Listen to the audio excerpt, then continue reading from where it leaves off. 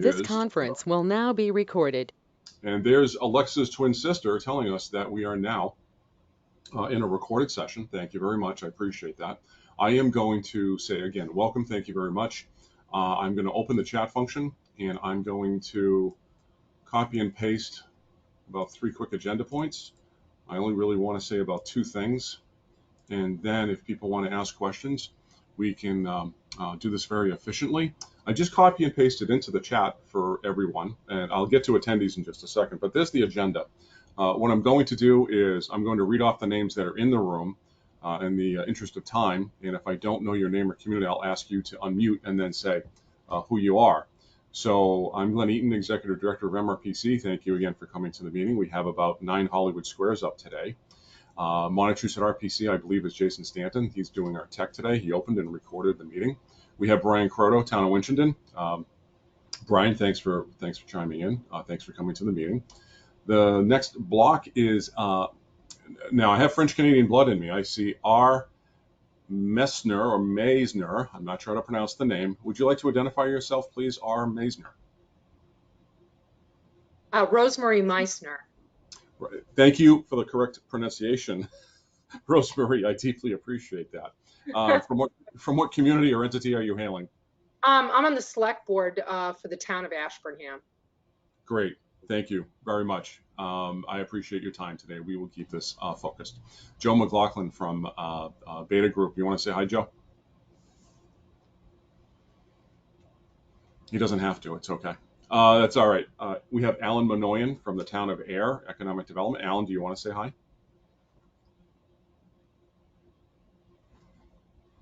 Yes, Glenn, thank you very much. Good to be with all of you. I will just do, yes, very good. Pleased to be here with you all and going to benefit from your the shared knowledge, Glenn. Thank you. No problem. And I just realized that my camera is off, and I apologize. But I'll work on that separately. Brian, I blew by you. Did you want to say hi or welcome or anything? Please feel free to do so if you wish. Go ahead. If not, that's okay, Brian. Brian Doheny, Town of Ashburnham, outside.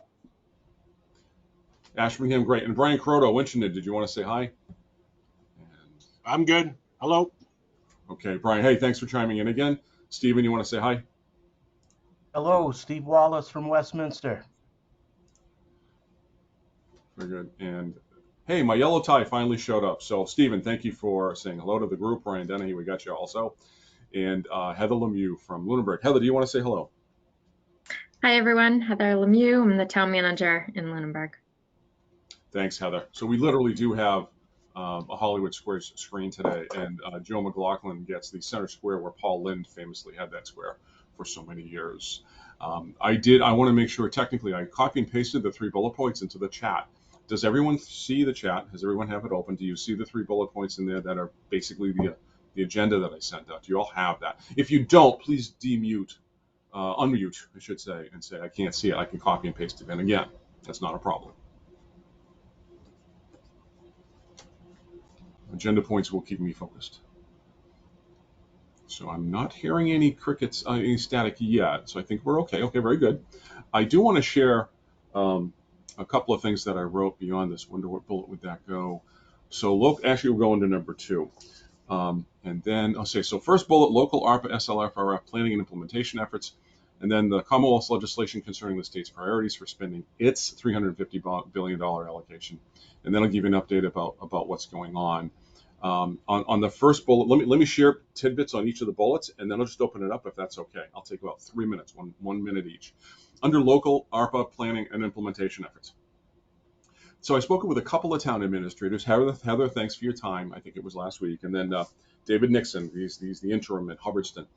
And the sense that I get, subject to you folks chiming in and learning from your peers today, is that communities are we got the money, it's an interest-bearing account mode, we're doing local planning.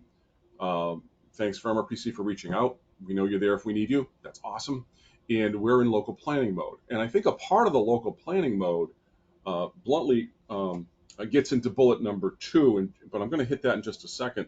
What I have learned over the last month that I really wasn't more fully aware of, I guess, about a month ago when we started these listening sessions, was that I have seen, and it's just online research and a few tidbits from some communities, how their local planning efforts are a mix of, obviously, if you're a town manager or administrator, you're talking to your local fellow officials in town hall and over at the DPW and so on, right? You're talking amongst yourselves, and you say, we've got 6 figures or 7 figures or 8 figures of money to spend by 2026. And in some communities, I've heard from less of those that are saying, we're involving the public in surveying their needs. And now there's a lot more surveying going on than public forums because of COVID. I think we all understand that. But I just wanted to share that's something that I learned that, for me, I'm going to oversimplify it. In any local planning process, a planning agency or a planner or anybody worth their salt is going to say, well, we need to hear from the public. So I'm sharing that with you openly. I'm learning that a lot of communities are involving the townspeople or the city folk and their inhabitants and saying, well, what do the people think we should do with this money as well? That varies across the region. Don't poll me who said that and who didn't, but I'm seeing it more, quite frankly, when I look at this issue nationally, that people are involving the public. Good policy, good practice. I just wanted to share that tidbit of information, which folds right into the second bullet for me about the Commonwealth's legislation concerning the state's priorities for spending its allocation.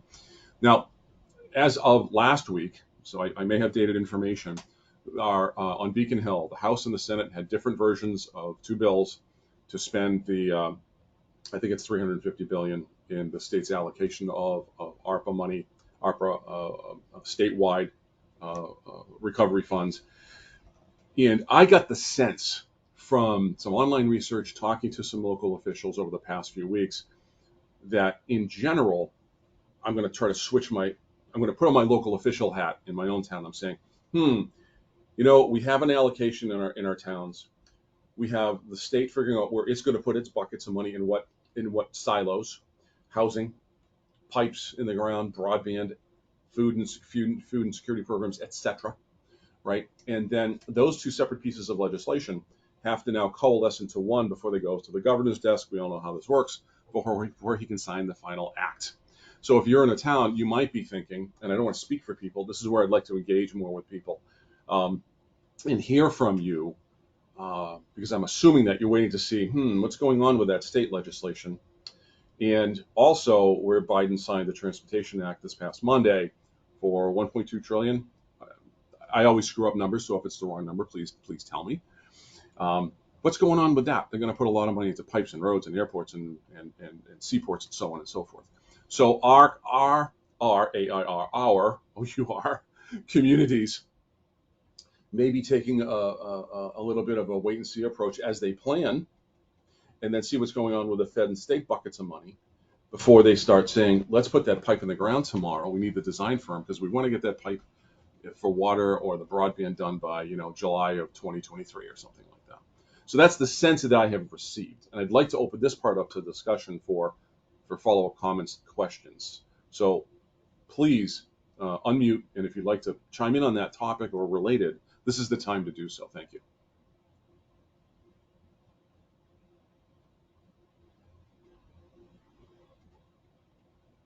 Glenn, do you mind if I pipe in here?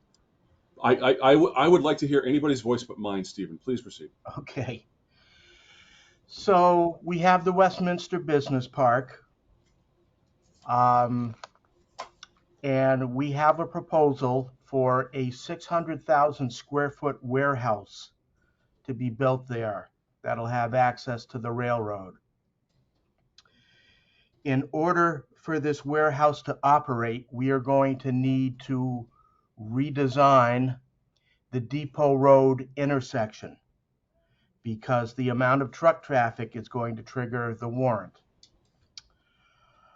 I'm getting ready to set up a meeting with Mass Econ and Mass Highway District 3 to talk about our options for funding it and who's going to pay what for it and when we're going to build it.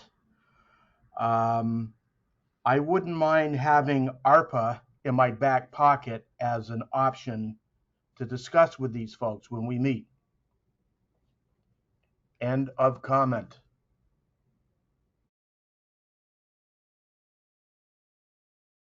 Stephen, that's a great point, and I'm going to assume that all local officials are right now saying, you know, ARPA is in your collective back pockets when it's on the table, and then the state legislation for funding is on the table in the feds, and it's an amazing time, folks, to see the government providing a lot of new programs and printing a lot more money for us to really address some local needs, local and regional needs. So, Stephen, I applaud you. I'm very happy to hear about this project. First of all, I did notice something about a land transfer recently, property acquisition in that area. And you're doing the right thing. You're planning on what to do for mitigation efforts for traffic and obviously other issues that I presume would be involved with the development down there.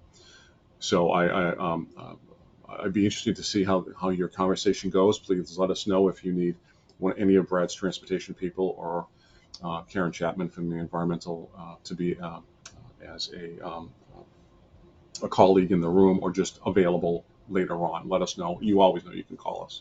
So please let us know. Good luck with that conversation. I'm sure it will go swimmingly. It's a lot easier to resolve mitigation efforts when we all have a lot of millions available to us to address these issues. So that's a wonderful project, Stephen. I wish it well. So is this, may I just ask you quickly, Stephen, are you is the proposer, applicant, developer in the pre-permitting phase? They've filed for site plan review. We had a department head meeting with the applicant earlier this week.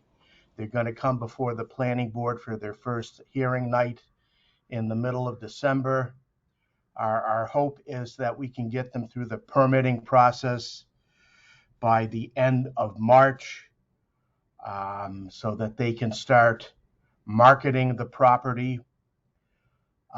They don't have an end user right now. They want to wait till they have all their local permits in hand, but I imagine it's going to be a last mile facility.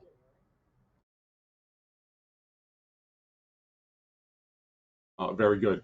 I should, for the group's awareness, thank you to Linda. I believe that's Linda Ellis from Phillipson for coming in. Linda, if you want to unmute and say hi, that'd be great. Thank you, Christine, for coming in from Beta. Thank you very much for signing on. I appreciate that. The the December 9th meeting of the Planning Commissioners in a few weeks, essentially, there is a very large development, housing, mixed use, commercial, and a very, very large distribution facility for a large retailer proposed for the town of Lancaster on Route 70, just south of Route 2. Some of the distribution facility buildings are about 1,300,000 square feet. I think there's another one for 300,000 to 400,000 square feet, 150 units of housing, and then about 6 to 8 to 10 commercial boxes for retail and services. So there's a lot going on in our area. Stephen, I was unaware of that project. Sounds like a great project for Westminster. Stephen, did you want to say anything else about that project, sir, before I ask if anybody else wants to chat?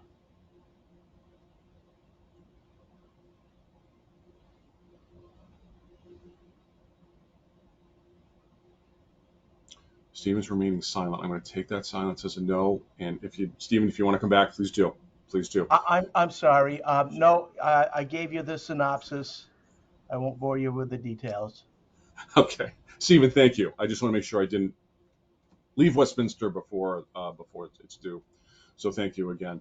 So we are in. So I gave you some ARPA planning implementation efforts in the bullet. We talked a little bit about the state legislation, but what we heard from Stephen in the town of Westminster. Are there other communities that I'm just going to ask very pointedly right now, and I'm going to ask Alan. I'm going to go to you in air. You're on my eastern parochial border.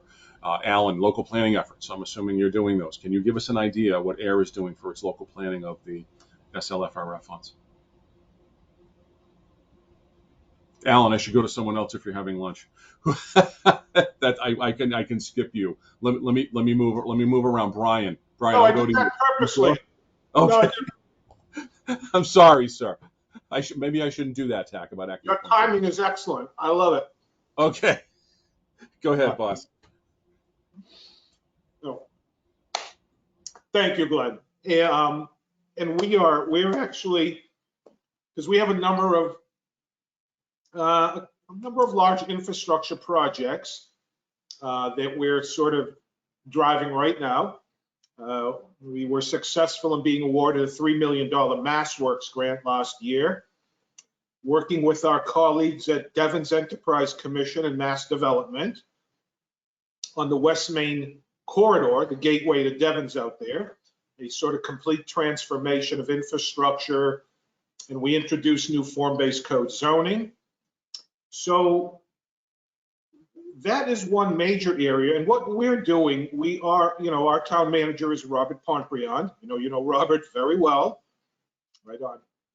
And we're putting together our teams right now. We're actually going to be doing a number of interdepartmental sessions. We're going to be doing ARPA luncheons. We're going to be doing the kind of mini charrettes in terms of determining, our priorities. Of course, we're going to pull out our master plan that was completed in 2017. The main point, though, we have major issues with PFAS here in air due to our proximity to Fort Devens. It was there for 90 years. We're also looking at our industrial park on the east side of our town in terms of infrastructure. And you understand as well, we have a lot of rail infrastructure here and there, freight rail. So for a small town of just 9.8 square miles, and a population of only 8,000, here is unusual in that we have sort of urban infrastructure for a small town like that, and it really because of the Devon's legacy. So it's just a lot of our infrastructure needs, and we are also, Steve, experiencing a housing crisis right now in air. So many people have discovered this little town from Metro Boston, because we do have commuter rail, passenger rail as well here. And we're having a lot of displacement going on now. And there are a lot of people that, and we are as well an environmental justice community. A lot of folks don't, appreciate. So there are a lot of moving pieces, and we're realizing we need to step back and really engage in some very deep interdepartmental, synthesis sessions if we need to synthesize all this now and come up with our priorities. So that's sort of where we're at now, and that's why I'm benefiting from this today. And I did participate yesterday in the ARPA forum that was done by the, statewide planning agencies, where they had the, secretaries as well and all. So, and I have to write a nice little report to my town manager after this and make some recommendations. So we're still trying to process it all, and you're right. The numbers are huge, the way the whole thing's moving. And you just got to kind of step back and make sure we're and frankly, understanding. We need to have some very good community input sessions as well. We need to do a couple of public forums, and making sure that those that are more vulnerable populations and are less advantaged, we're providing a platform so we can really hear and listen to them, what they've experienced, the last 2 years, and what they need to make sure they have a sustainable lifestyle going forward. So I've said too much. I'll shut up, put food in my mouth again, and stop talking. But this is it, Glenn. This is very valuable just to have the benefit of listening to my colleagues in the region and to get some regional context to what we're doing. Yes. Alan, thank you very much, and I do appreciate you sharing. And for me, it reinforces a little bit what I'm hearing about. We're in planning mode, and we need to figure these things out. So what I said at the outset of the meeting was that's what I'm hearing on. Alan's really stated that as a local official who's doing the planning with his colleagues in Town Hall and Air. And I think I'm assuming a lot of you are you're not waiting on anything. You're really okay. Let's get our head wrapped around this. Let's implement planning. Have the public inhabitants to chime in, et cetera, et cetera. But you're doing your due diligence. You're moving forward, and you're nowhere near saying, okay, well, that's the project we're going to do yet. And then there are other communities. Liz Murphy from Community Development of Fitchburg was in our listening session about a month ago, Alan and others who may not have been here. what Liz said was, they were planning since, I guess the act was signed around March. Don't quote me, but it was basically late winter last spring for this particular pot of money. And Fitchburg pulled its staff together, the mayor and a chief of staff and the department heads got together and they did a 6-month planning process with department heads. And they came out with basically an RFP process. Now they're getting over 30 million bucks, 35, 33, 37, let's just call it over 30. And they have an RFP out, and they're going to issue that RFP every year. And they're asking for proposals from, after this public process they went through to identify priorities and needs. They said, so we have basically, they have RFP-A and RFP-B. RFP-A is for the local officials, like department heads, if you will, like a DPW head, to submit to the internal approval group, review group, and those internal proposals are going to be reviewed here in Pile A. And then the general public can ask for things. So let's say nonprofits, as an example, like the Twin Cities. It's not Twin Cities CDC anymore. I'm dating myself. New View Communities and others. Wearing my volunteer hat for nonprofit, I was thinking about applying on the other side, but we didn't have the time. But everybody's doing this. There are similarities and there are some differences. And I don't expect all the cities and towns in Massachusetts to put out RFPs, but that's the way they're going. And I've seen that in some other larger cities where they're issuing requests for proposals from internal and external, if you will, oversimplifying. It's very interesting.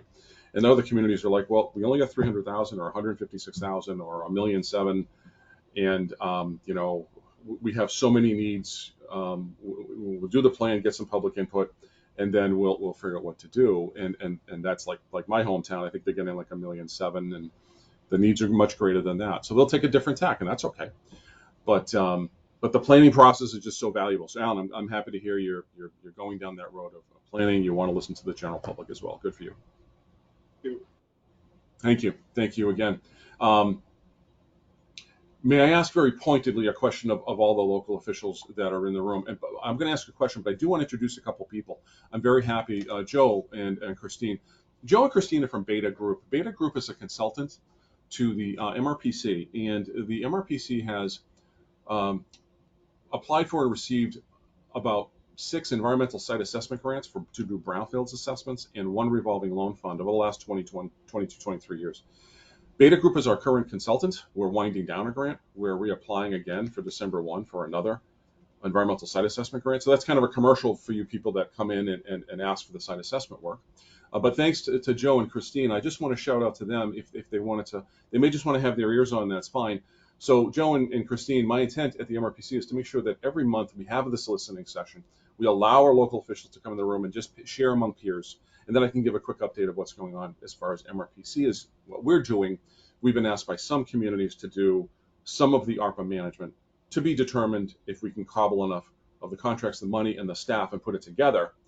And as a quick aside, I was in a volunteer meeting this morning, and the president of Mount Westchester Community College was in the room, and he said 4.4 million people in the nation left the workforce in either September or October.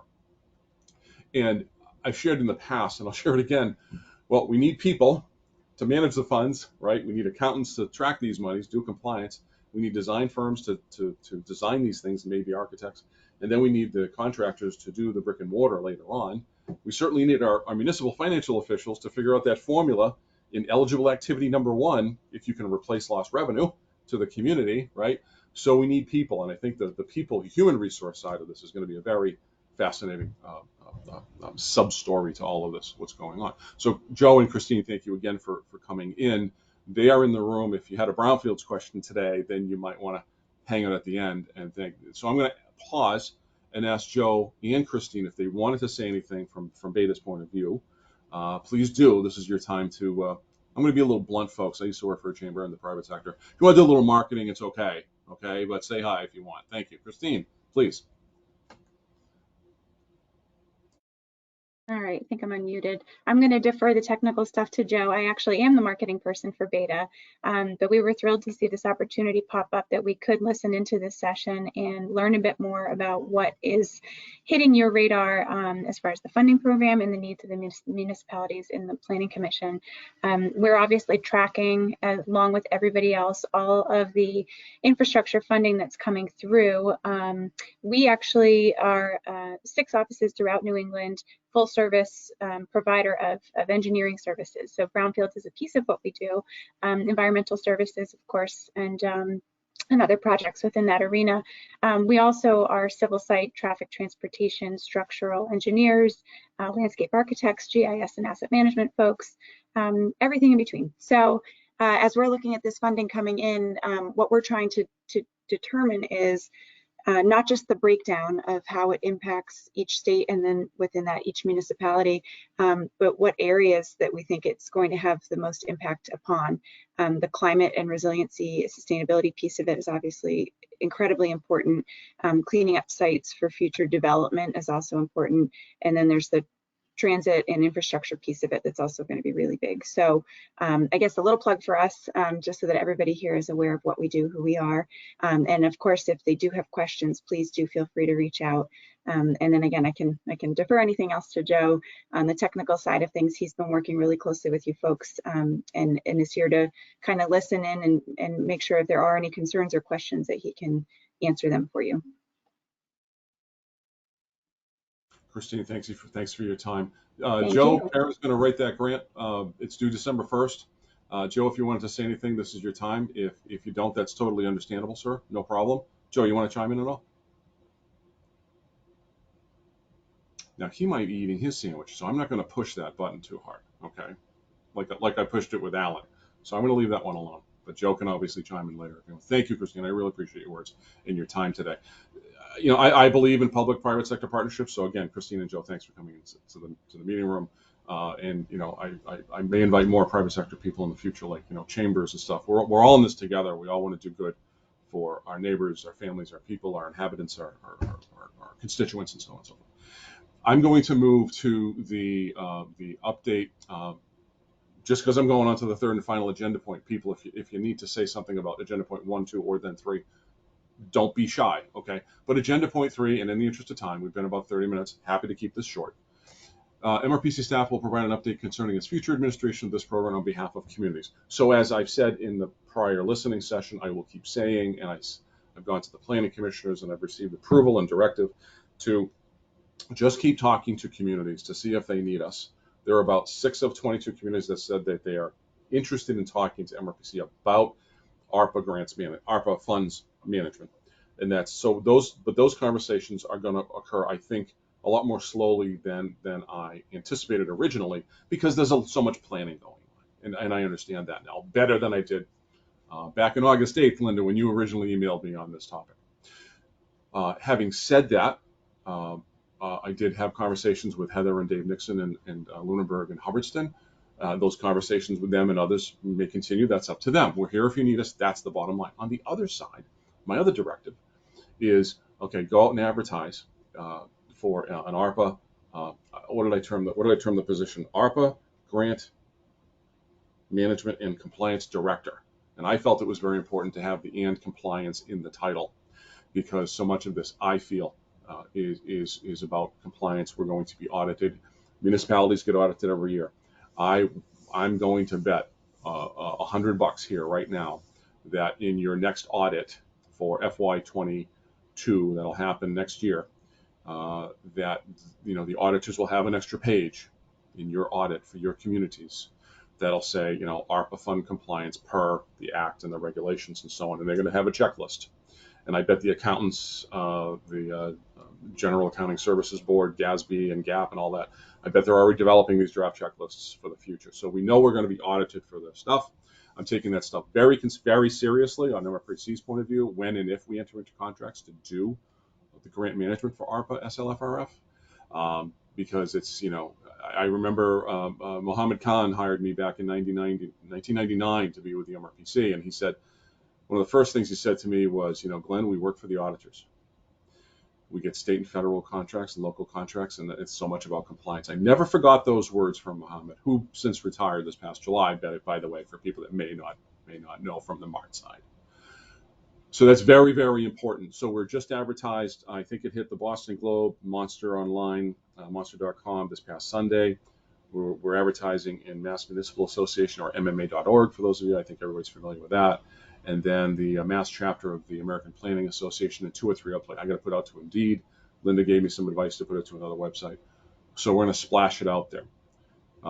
Obviously, it's just advertised now. We advertised 3 positions. I will close by saying this. We advertised 3 positions about 2 months ago: a mid-range planner, an entry-level planner, and an intern position. We had 1 to 2 applicants for the mid-range position. We had about 4 to 5 for the regional entry level position, and we had about 10 applicants from students looking for internship jobs. And for context, when I started here in 20 odd years ago, for the first 10 years, we used to get 25 to 45 applicants for every job every time we advertised. And to put out a mid-range planner position now and to get 1 to 2 applicants, and what's going on nationally. I don't even have to finish that sentence. So I don't know what's going to happen with the advertising for the ARPA management position. Just have to wait and see. I just don't know. But I'm keeping myself honest with my commissioners to report on this every planning commission meeting. The next one happens to be December 9th.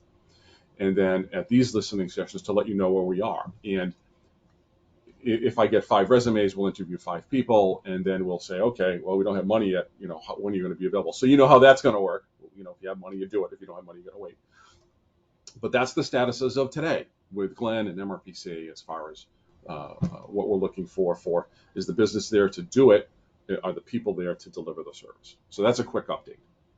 And many communities are advertising on their own, especially the big ones. I mean, I've been looking nationally at just doing simple job searches for ARPA management from Washington to Montana to California to Somerville, Cambridge, Rhode Island, Florida, and the counties where there's a lot more county administration obviously are looking for a person for management or management and finance background. And the bigger cities have moved forward. I think some large cities have actually, don't quote me, Cambridge or Somerville issued an RFP, I think, versus for a W-2 type person. So a lot of people are looking for people. 4.4 million people left the workforce. The baby boom population we knew was going to retire, but I think they're retiring faster. That's just my supposition. So there's a lot of moving parts to this. We're going to see what happens, folks. But we need a lot of people to spend a lot of money in 5 years, and we'll see what happens. I'm done with presentation, with sharing. Are there any folks that want to ask questions? And you can remain silent. That's okay. I'm not going to pick on anybody else. But if you had a question that you want to share a best practice, this is what this is here for. And if you have a question later, feel free to email me or the colleagues in the room. We have email addresses for everybody. So if you wanted to, the DPW in Town A wants to talk to DPW in Town B, you probably already have each other on speed dial. But if you wanted to learn more, we're happy to connect people. That's our job. Delivering technical assistance like this from MRPC, this is our core business right here, to help people help each other out. So I'm just going to go through really quickly. I'm going to call your name, pause 5 seconds, and if you don't have anything to say, that's fine. Maybe in reverse order. Linda from Phillipston, anything? I'm going to count on my fingers. Hi, Linda, go ahead. Hi, guys.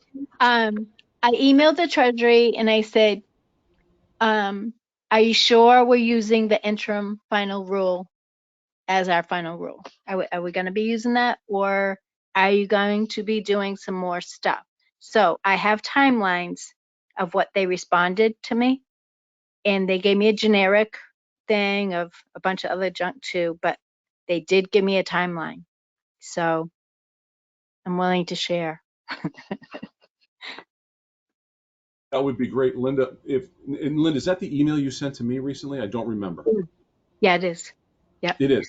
So what I'm in the process of doing outside of these meetings is, and then advertising and talking to you good people one-on-one, is I'm trying to build some basic narrative to build a simple website. I don't want to replicate the whole website from the U.S. Treasury, because we'll have a link to their site, and then we'll probably have a link to the state treasurer's office, because they're providing information to local officials.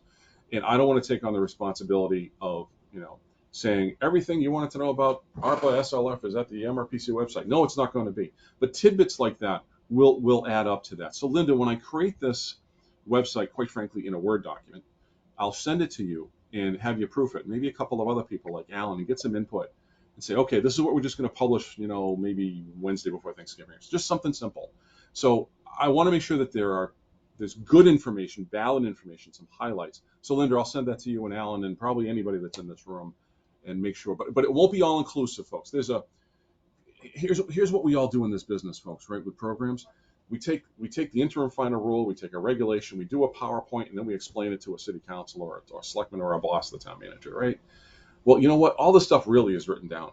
The U.S. Treasury, between the interim final rule, and then they have an FAQ which has a wealth of examples of eligible products, projects, and programming. I'm not going to create PowerPoints bluntly. We don't have the bandwidth to replicate. It's there, but we'll put the links up if it's a place to land for you to get out there more easily. Okay. So Linda, thank you. I'll start with that email. I'll go from there, I'll construct, and I'll get back to you. Okay. But Linda, please, if you have something else, please add. I'm not afraid to go to the top to ask their input. And I did the same with the CARES Act funds, and I found that worked really, really well. And I just ask simple little questions and wait for the response. And then I print it out and add it to my special little book for the auditors. Because we all work for the auditors. Linda, that's great. That's great counsel, I think. Again, back to our thoughts about compliance. Linda, thanks. Anything else, Linda? Nope. Thank you. Thanks for your time today. Great. Reverse order. Heather, anything you'd like to share or ask a question?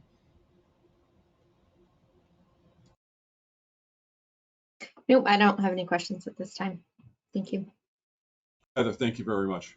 Brian, I'm going to go alphabetically. Brian Croto first. Any questions or shared experiences, Brian? Do you want to share anything from Winchendon or questions? Please feel free, sir. If not, that's fine. No, I'm good. This is all great information to help us guide us through something that's never been done before. Okay, Brian, thanks a lot.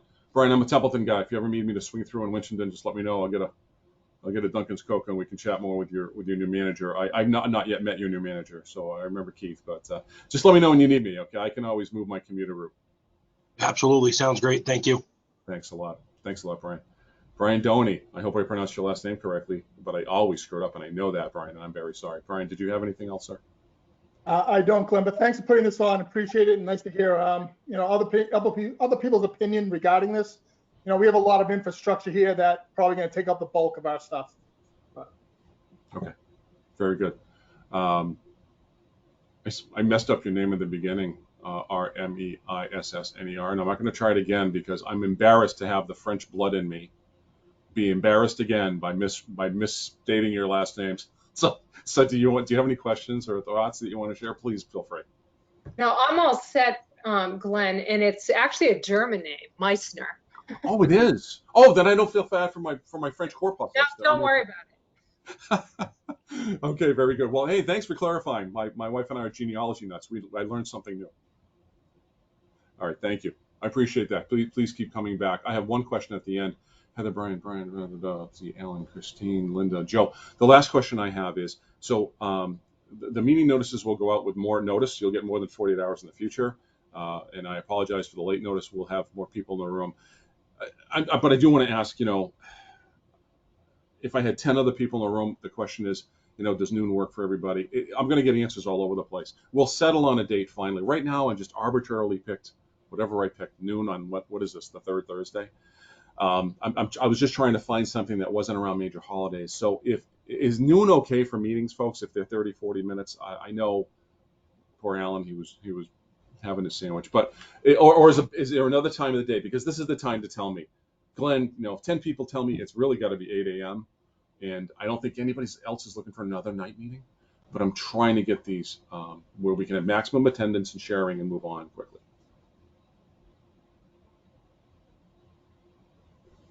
It's fine with me. This is Heather. Fine. Okay, thanks, Heather. Alan's nodding. I'm just going to stick with this time slot until I'm going to amass. What I am going to do is we had a meeting in October. We're having this meeting. I have email addresses. And what we will do is a doodle poll and say if the third Thursday at noon works for people, let us know, yes or no. I'm just going to do a simple poll that I don't know if we're going to get out before Thanksgiving or right after, but I just want some feedback. I want to be respectful for your time. Having said that, it's 12:43 on my computer, and I'm happy. I hit the space bar and muted myself. So if you don't have anything else, I'm happy to say, meeting adjourned. This is not a public meeting, but I don't need a motion in a second. But is everybody okay? If you are, please feel free to leave. Please feel free to hang out. I'll leave this live for about 5 minutes in case anybody needs a little one-on-one. And I'm just going to go wash my hands because I feel dirty. I'll be right back. Thank you all for coming. Thank you, Glenn. Thank you.